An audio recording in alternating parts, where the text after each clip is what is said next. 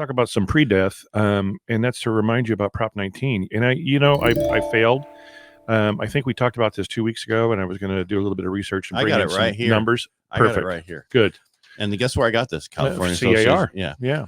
All That's right, where I was going to get it. Right. So the Prop 19 means that when you sell your home here and you're 55 years or older, and there's some other stuff, we'll just keep it with that. Yeah. You're able to transfer your tax base with a step up.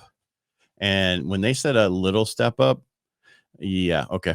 All right. So here's an example. It's less than if it were paying the whole new taxes. Correct. Yeah. That is correct. So, for example, if a seller of original property has a $300,000 taxable value, so the taxable value they're talking about is you bought the house for $275,000, you had it for 20 years, then you've had the little step up each year with the 3% that's allowed under Prop 13, right? Right. Yeah, 13. Where, by the way, if you go to Texas, your property taxes double every 10 years because they go up 10% a year. So remember that, and they have some of the highest property taxes in the nation, 3%. I'm not saying not go to Texas. Just be careful with that. I just would go for the weather, but anyway, it's too humid for me. Yeah. Which we're going to fill for the next few days, as we're told, as that weather we're getting in here. Anyway, back to the thing, 300,000, and they sell their house. Okay. And they have a full cash value of their house, which is 1.1 million.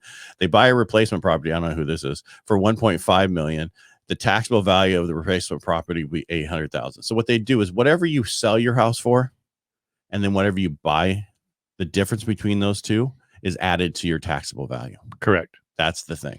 So for some people, that's great. But before, if you were moving to Tuolumne County, because there was only one of the counties who allowed it, it was the same tax base. There was no step up. Now there's a step up. So now they get their money a little bit. They don't get all of it. So I have some people who are getting an eminent domain, and the county is going to give them $375. The house is worth $560. And I told them we need to push that to $560. I don't care how much money you get it. So that when they buy the other property, they're only adding on that difference, because that could save them $200,000 in additional taxes. Right. So before you make any transfers, before you do anything, talk to your tax advisor. Exactly.